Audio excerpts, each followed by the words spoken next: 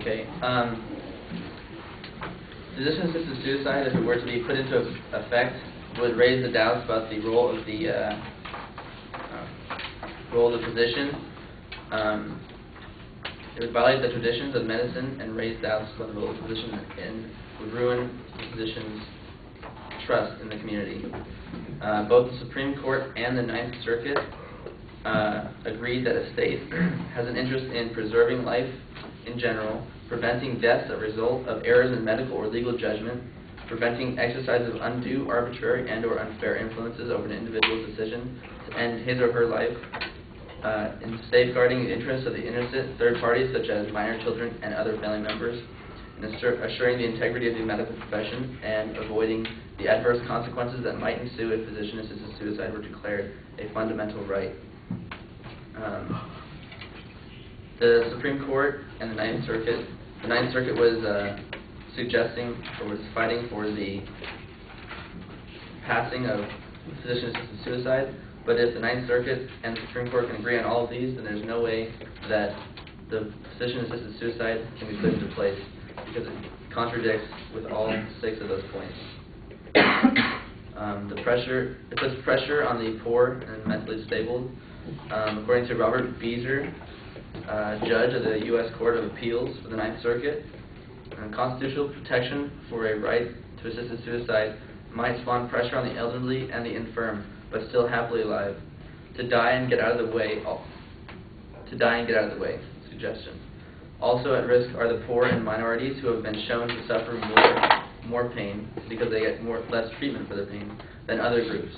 Further, like the elderly and the infirm, they as well as the handicapped are at risk of being unwanted and subjected to pressure to choose physician-assisted suicide rather than continued treatment. The poor, the elderly, the disabled, and the minorities are all at risk from undue pressures to commit physician-assisted suicide, either through direct pressure or through inadequate treatment of their pain and suffering. They cannot be adequately protected by procedural safeguards. If the Dutch experience is any indication, the only way to achieve adequate protection for these groups is to maintain a bright line against physician-assisted suicide.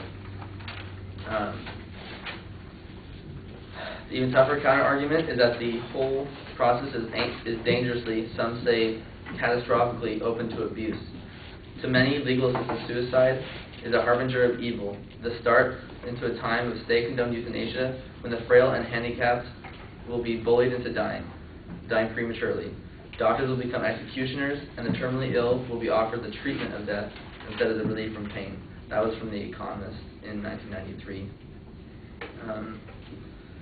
Physician-assisted suicide is contrary to the vocation of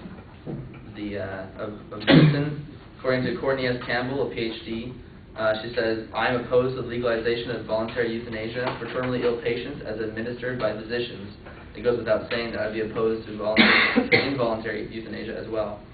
While I respect and advocate for patients to have control and dignity in dying, it is contrary to the vocation of medicine to intentionally hasten or cause death in all cases, medical or non-medical. Taking human life should be a last resort, and until our society has given appropriate attention to the pain control, hospice care, and advanced directives, we will not have met the criteria of last resort with respect to legalized euthanasia. I accept refusal or non-treatment of patients with terminal conditions wherein the underlying cause of death is a disease or organic pathology. In the Netherlands, this is already made legal, and they've already seen that it's tough for them to follow regulation. They argue that the definitions for those eligible for help in dying has been broadened to include the chronically ill and most recently the emotionally distressed. They claim that an increasing number of doctors are deliberately ending their lives of their patients without the patient's consent. And anecdotal evidence is sometimes chilling. It could have been another week before she died. I just needed the bed, a doctor said. Worse, the researchers